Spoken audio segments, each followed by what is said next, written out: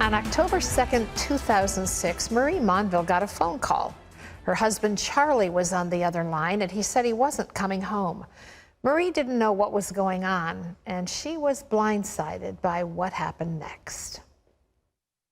Marie Monville married Charlie, her high school sweetheart. Life as she knew it was normal. But after 3 kids and almost 10 years of marriage, everything she knew about her life would change. On October 2nd, 2006, Charlie walked into an Amish schoolhouse in their hometown and shot 10 girls, killing 5 of them. The event shocked the nation. Joining us now for the rest of the story is Marie Monville. Marie, thanks for joining us on the 700 Club. Thank you so much for having me.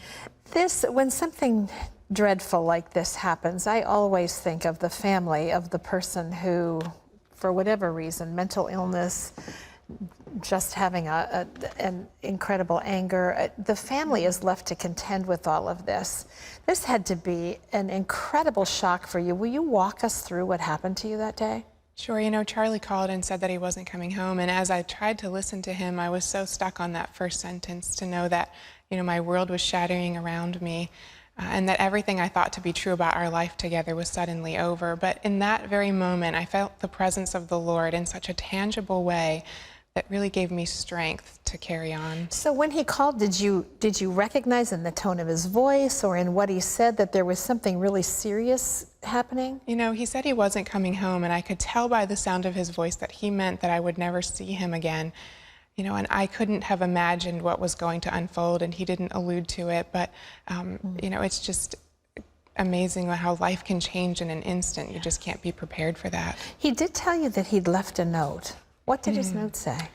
You know, his note talked a lot about the loss of our first daughter, and the anger that he felt towards the Lord over that loss, and that being his motivation for what he was going to do that day. But still, I didn't know what was coming. Did you know that he harbored this anger toward God and that this depression from, you had a daughter that died in vitro, or? She was born premature at 26 weeks of pregnancy. And there would be times that I could see him suffering from mild depression off and on throughout the years, but it wasn't anything that interfered with his ability to go to work or to engage in our family. You know, and as I talked to him about it, encouraged him to talk with someone, he thought that he could handle it on his own, but it wasn't something that really pointed to this type of circumstance. So when did you first learn what had happened? You know, I heard the sirens going overhead and from the police and the helicopters and things.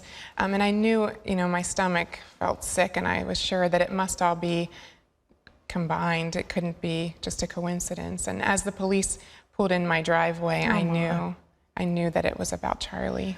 What went through your heart and mind when they told you what had happened?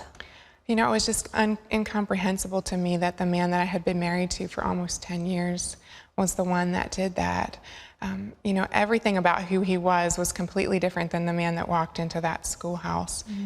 But I felt the Lord, and I felt him coming in strength and compassion and wrapping his arms around me in a way that was deeper than anything I had ever known before, and it really carried me through. How did you protect your children during this time? Because this is an awful thing for your family to endure, as well as those who lost their children. You know, and that was really just sought out through the Lord, and as counselors led us that day, knowing that my kids needed to know the truth before they went back to school, but that it was I had to be intentional about the way that I shared the details with them. Yeah.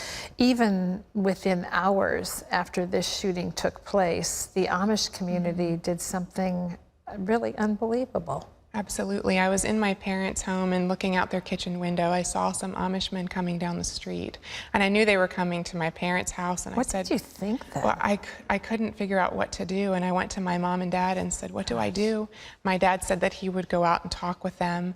And so I saw the exchange on the driveway. I couldn't hear them, but I saw them put their hand on his shoulder and wrap their arms around him. And as he came inside, he told us that they had forgiven Charlie, and they were extending grace and compassion over our family. Wow. I know that you struggled with questions anybody would have Sure. after this. Should I have seen something sooner? Was there something I could have done? How did you work through all of that, Marie? You know, just by laying that at the Lord's feet, knowing that there really wasn't anything that I could have done differently, There weren't any signs. I talked about that a lot with counselors and with our family and friends. But just bringing it back to the Lord continually and being willing to lay it there, knowing that He wanted to take it from me over and over again. You say that you found hope in this tragedy. In what way?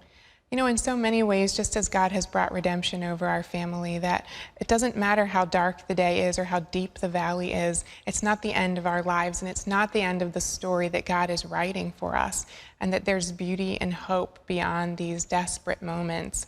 And I've seen God unveil that in my life, both through my marriage to my husband Dan now, and also over our family. Yeah. Did you have moments, though, right after this happened where you wondered how in the world you would go on? Absolutely. I couldn't figure out how life was going to change and what it was going to look like, except to trust that God is everything He says He is, and that His promises are without fail, and that He was going to come through and carry us. But I couldn't understand how that was going to look, and there were a lot of times that just wrestling with emotions and wanting to stay fixed on Him. Did you ever feel angry at your husband about what had happened? I mean, you were the one sort of left to deal with it. I felt a lot of emotions, but I knew that anger was what drove Charlie that day inside the schoolhouse, and I didn't want anger to reside in me. And so, just processing through those emotions and allowing the Lord to bring healing was what really set me free. You've remarried now, and your life has moved on into a wonderful new place. But you say this: when we face tragedy, something is released inside of us that's beautiful that wouldn't be released otherwise. What do you mean by that? I think it's finding out who you really are and finding the treasures that are buried down inside of yourself that you wouldn't have thought to look for otherwise, or thought were capable of being there.